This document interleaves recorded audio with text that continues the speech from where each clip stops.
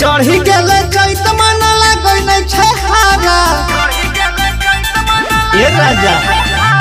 चढ़ी गेले चैत मन लागै नै छै हारा चढ़ी गेले चैत मन लागै नै छै हारा घरे अवसैया हो चढ़ल चैतारा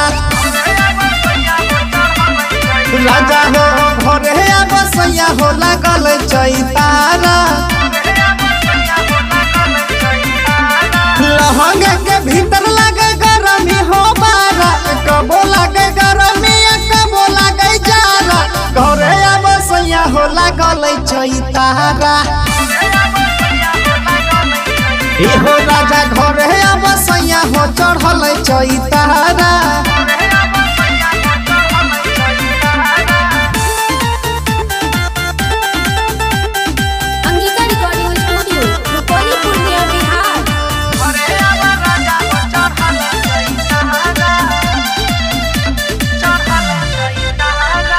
गबना करा के चली गेल हो पिया पुहुना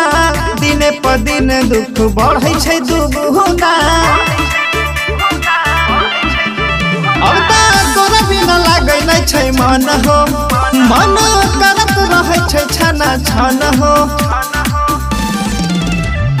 पहिले से बेसी जोबन भेलै अब कारा पहिले से बेसी जोबन भेलै हमर कारा तोरे अवसैया हो चढ़ल चैतारा घरे अवसैया हो चढ़ल चैतारा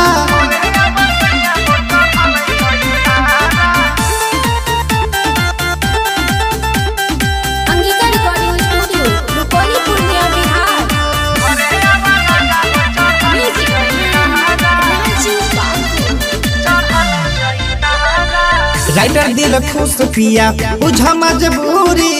चैत में किया तू बनैला छहो दूरी अब तारिसु भी चल गेले बहारा यले घर में कुमोद लुटे लहारा जल्दी से धरा गाड़ी भेजे छिया भारा जल्दी से धरा गाड़ी भेजे छिया भारा घरे आवा राजा हो चढ़ल चैतारा घरे आवा राजा हो चढ़ल चैतारा SRS Entertainment present